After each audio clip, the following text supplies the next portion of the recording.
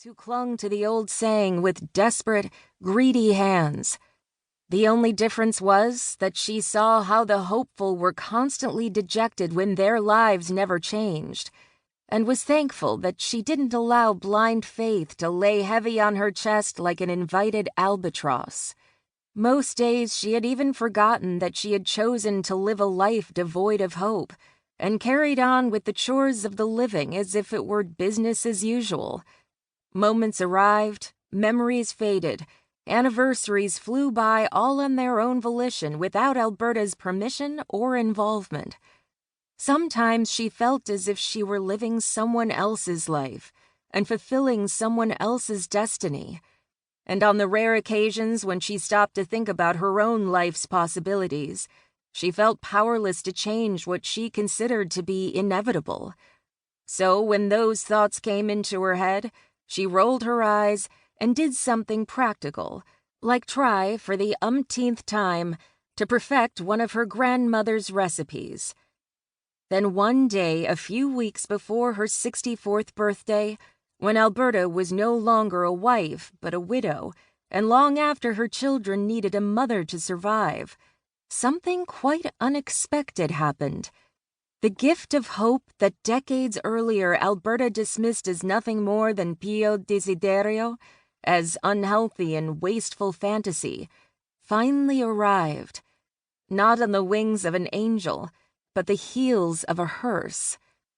At 88 years old, and as a 9-year resident of the Sisters of Mercy nursing home, Carmela's death wasn't unexpected, but it still caught Alberta by surprise because she thought her aunt should have died a long time ago, and was surprised she had hung on for so long.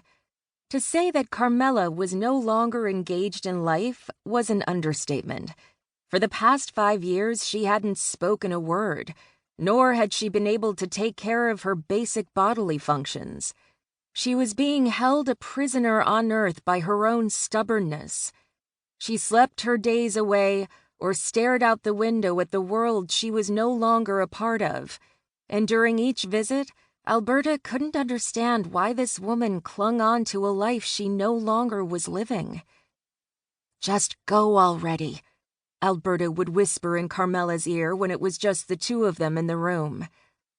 "There is nothing left for you here, so just die for Christ's sake." If anyone overheard Alberta, they would have labeled her a cruel, evil woman, but quite the opposite was true. Alberta loved her Aunt Carmela and thought she was the most courageous woman she knew, who had lived a long, if not necessarily fulfilling, life, and was now doing nothing more than taking up space. A cruel thought, perhaps, but a realistic one nonetheless. When the shock of Aunt Carmela's death wore off, Alberta hoped her words and the compassion behind them in some way helped her aunt decide it was time to stop fighting the inevitable. The only thing that shocked her more than hearing the news about her aunt's death was receiving a call from Giancarlo Mastrantonio Jr. "Is this Alberta Scaglione?" The voice on the other end of the call sounded as if it belonged to someone who had a minor role in The Godfather, so Alberta was immediately suspicious. It could either be a long-lost relative or some duplicitous scam artist/telemarketer, and she didn't know which was worse. "Who's asking?" "This is Giancarlo Mastrantonio Jr." The caller announced his name with such confidence, a proclamation of sorts, as if the mere mention of it should impress the listener, or at least instill a sense of recognition. It did neither. "Who?" Alberta replied, not even trying to conceal her annoyance. "Giancarlo Mastrantonio Jr.," he repeated. "Esquire." "I'm a don," Alberta swore. "I am done talking with lawyers. My husband didn't leave me any money, so go find yourself another patsy." A minute after she hung up the phone, it rang again, and before she could tell Mr. Mastrantonio Jr. exactly how she felt about lawyers and exactly what he could do with his slimy law degree, he said 6 words that changed her life.